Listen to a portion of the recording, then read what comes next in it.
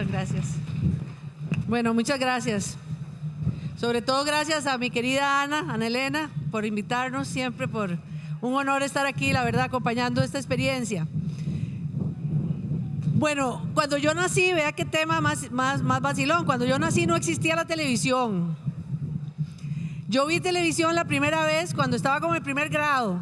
Un capítulo de Los Picapiedra, que seguro ya la mayoría de ustedes nunca ha visto Los Picapiedra. Bueno, entonces seguro soy la más vieja de todos los que están aquí y por lo tanto tendría muchas historias que contar, pero voy a contar, ya que imitando a Marisela en la fábrica de historias, voy a contar 3 historias. La primera historia tiene que ver con mi matrimonio. Cuando yo me casé, estamos hablando, yo me casé en el año 73, la mayoría de los que estaban aquí de nuevo no habían ni nacido. Para poderse acostar uno con el novio se tenía que casar, ¿verdad?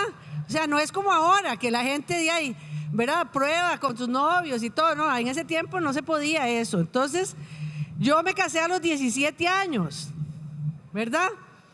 Saliendo del colegio me casé y eso era lo que se usaba. La mayoría de mis compañeras se casaron a esa edad. Y entonces la primera historia tiene que ver con ese capítulo en mi vida. Resulta que yo me casé, me fui a vivir a Quepos, al cantón de Aguirre. Yo era una chiquita muy cuidada, muy protegida, y me fui a vivir a un lugar donde no había luz, no había agua, no había teléfono, ¿verdad? Apagaban y prendían la planta, la prendían a las 6 de la mañana y la volvían a apagar a las 10 de la noche. Y uno vivía ahí con las culebras y las cucarachas de este tamaño y los murciélagos que le volaban, ¿verdad? Y era una cosa totalmente diferente de lo que yo nunca había experimentado. Y en esa situación, que era muy surrealista, muy compleja, entré en un círculo de violencia terrible con mi marido, ¿verdad? O sea, una relación que había empezado bonita, pero muy chiquita y con probablemente bases que no eran las mejores, se convirtió en una relación de gran agresión. Entonces a mí mi marido me pegaba todos los días durante un montón de tiempo. O sea, fui víctima de violencia durante muchísimos años. Y de esa primera historia, lo que yo les quiero decir es la primera lección, digamos, aprendida. Lamentablemente, ¿verdad?, cuesta muchísimo salir de una situación de esas, porque uno entra en una especie de locura. Ya uno no sabe quién está más loco, si el que le pega o uno que lo tolera, ¿verdad? Y de alguna manera hay un juego de poder terrible, porque ese agresor es una persona que depende de uno y hay de pronto un gran poder que uno tiene sobre esa persona por el nivel de dependencia. Es una cosa complicadísima. Pero lo que yo les quiero decir con relación a esto, que gracias a Dios, que siempre me ha bendecido a lo largo de la vida, pude salir bien de la relación, sintiéndome muy mal como persona, creyendo que no servía para nada, porque lo peor de este tipo de agresión es que no es la parte física, es la parte emocional, ¿verdad? Uno cree que no tiene ningún valor y eso es muy difícil de superar. Y lo que quiero decir con relación a ese primer punto, como les digo, que logré salir adelante con la ayuda de Dios, de mi familia, de mis amigas, de toda la gente que me ha apoyado, es que me da mucho dolor ver que hoy, con todos los avances que ha hecho la mujer en el mundo, que son muchos, con todas las cosas buenas que hemos logrado, en ese punto seguimos siendo muy débiles. Yo veo muchísimas muchachas jóvenes que se creen liberadas porque ya la persona no les paga las cuentas, no les abre la puerta, no les da regalo, ¿verdad? Pero que siguen siendo tan agredidas como éramos nosotros en esa época. Y yo el primer llamado que quiero hacer es al tema de aprender a identificar la agresión y no permitirla. Nadie tiene por qué permitir ser agredido, nadie.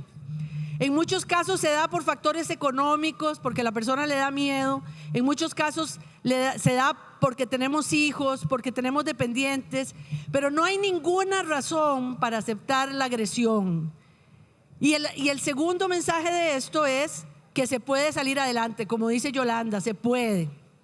Y esa es la primera historia y la primera lección. La segunda lección a la que me voy a referir tiene que ver con el estudio. Yo, como les digo, me casé, ¿verdad? Yo salí de un buen colegio, estaba preparada, pero me fui a vivir al cantón de Aguirre, ¿verdad? Donde no había universidad en ese tiempo, ¿qué? Pues, ¿verdad? Ni nada. Además, mi marido decía que las mujeres que iban a la universidad eran prostitutas, por definición, ¿verdad? Y que entonces yo, de todas maneras, no hubiera podido ir aunque viviera en San José. ¿Qué pasó? Cuando me separé a los 29 años, con 3 hijos ya grandes, porque mi hija mayor para entonces ya tenía 8 o 9 años, muerta del miedo, nunca me atreví a meterle una pensión a este señor, y yo tenía que salir adelante con esos 3 hijos, y de pronto me enfrento a una realidad. Yo no tenía profesión, ¿ok? No había estudiado, había salido graduada del colegio, ya tenía 30 años, y más peor, como dice Cantinflas, no tenía plata para pagar los estudios, y además tenía que trabajar para mantener a los huilas, ¿verdad? Y entonces tuve la oportunidad, la primera vez, de estudiar precisamente cuando entró en Limas, en el gobierno de Rafael Calderón, en el año 90.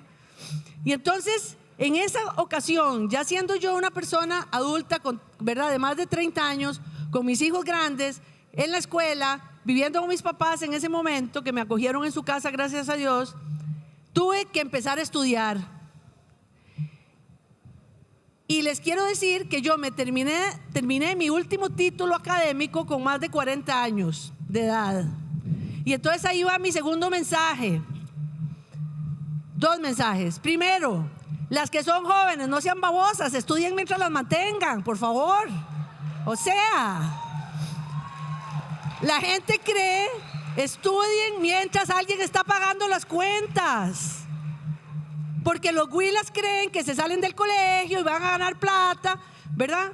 Y dejan tirado el estudio. Vean, estudien mientras alguien pague las cuentas. Ese es el primero. Y el segundo, si ya, ni modo, ¿verdad? Ya no, como el caso mío. Entonces, nunca es tarde para estudiar. Nunca es tarde. Yo empecé cuando tenía más de 30 años a sacar mi profesión, y saqué bachillerato, licenciatura y maestría y posgrado seguidos, manteniendo, sí, y me gradué,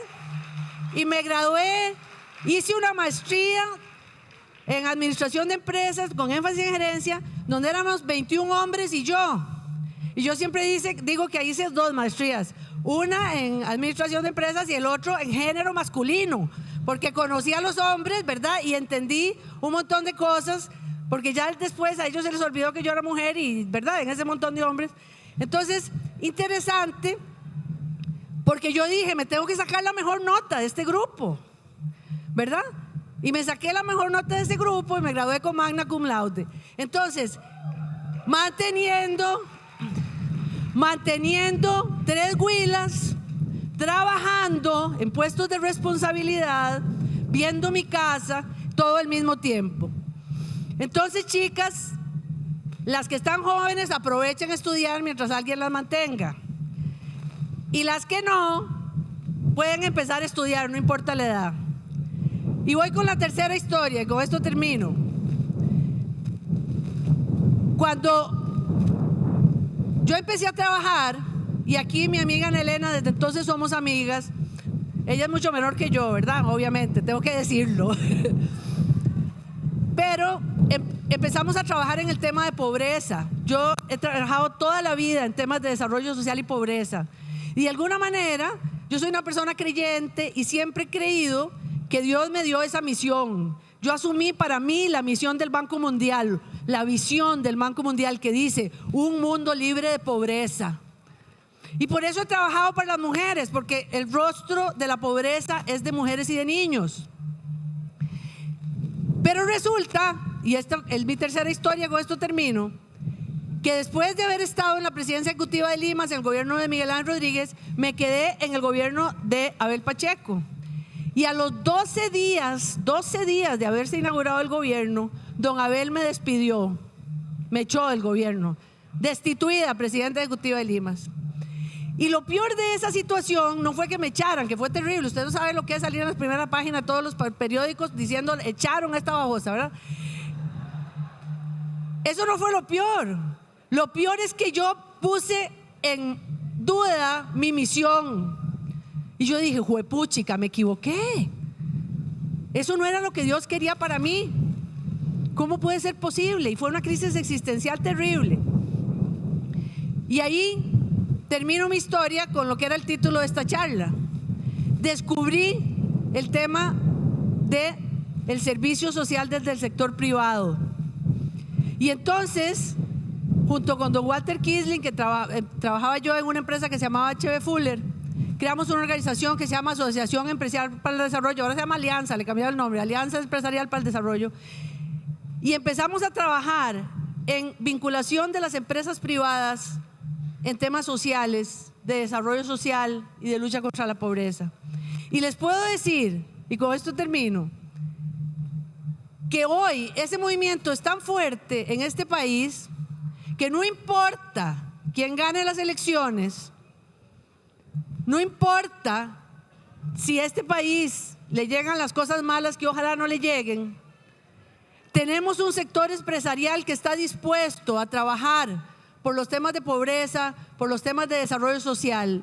Es cierto que su principal interés es hacer dinero.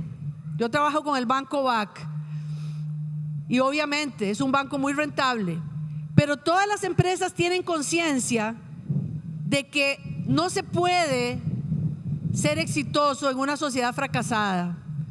Los empresarios hoy están también preocupados por este país y desde el sector empresarial hay un movimiento muy importante para seguir luchando por estas cosas.